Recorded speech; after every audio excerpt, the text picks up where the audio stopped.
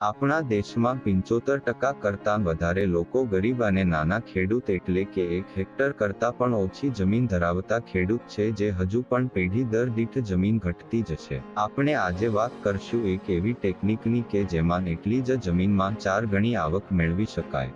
Multi એટલે એક કરતાં વધારે અને લેયર એટલે થર.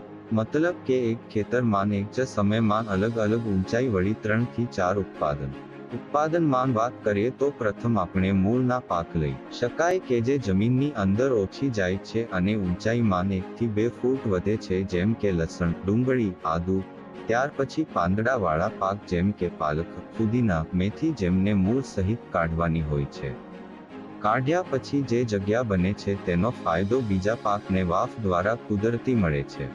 ત્યાર પછી વેલવાળી પાકોનું ઉત્પાદન જેમાં કારેલા, ભીંડા, દૂધી કે જેમાં 6 ફૂટ સુધીનું એક સ્ટ્રક્ચર તૈયાર કરવું પડે છે જે બનાવવા માટે વધારે ખર્ચ આવશ્યક નથી, પરંતુ વેલનો વજન સપોર્ટ કરે અને વાતાવરણ સામે ટકી રહે એ જરૂરી છે. આ વેલવળી જાતોના મૂળ વધારે ઊંડા જાય છે.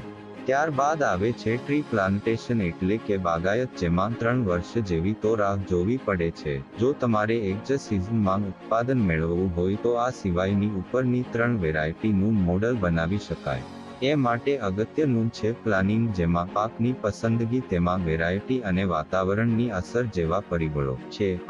એ સુનિશ્ચિત કરવાનું રહે છે કે સૂર્યપ્રકાશ, પાણી, પોષક તત્વોને લઈને એકબીજા સાથે પ્રતિસ્પર્ધા ન કરે. મલ્ટી લેવલ ફાર્મિંગના ફાયદાની અગર વાત કરીએ તો ટેકનિકલી 4 ગણી જમીનમાં વધારો થયો કહેવાય. આ ટેકનિકમાં નીંદણનો પ્રશ્ન રહેતો નથી, કારણ કે અહીં 1 ઇંચ પણ જગ્યા નીંદણ ઉગવા માટે મળતી નથી, જેથી પેસ્ટ કંટ્રોલ પણ થાય છે.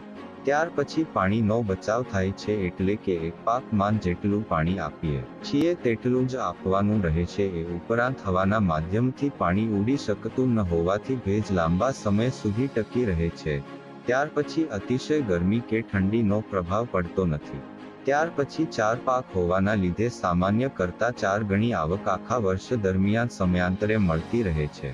આ ઉપરાંત 4 માંથી કોઈ એક પાકમાં નુકસાન કે ખરાબ પણ થઈ જાય તો બીજા 3 પાકો આપણી પાસે રહે છે. એ ઉપરાંત આપણી જમીનની ગુણવત્તામાં વધારો થાય છે.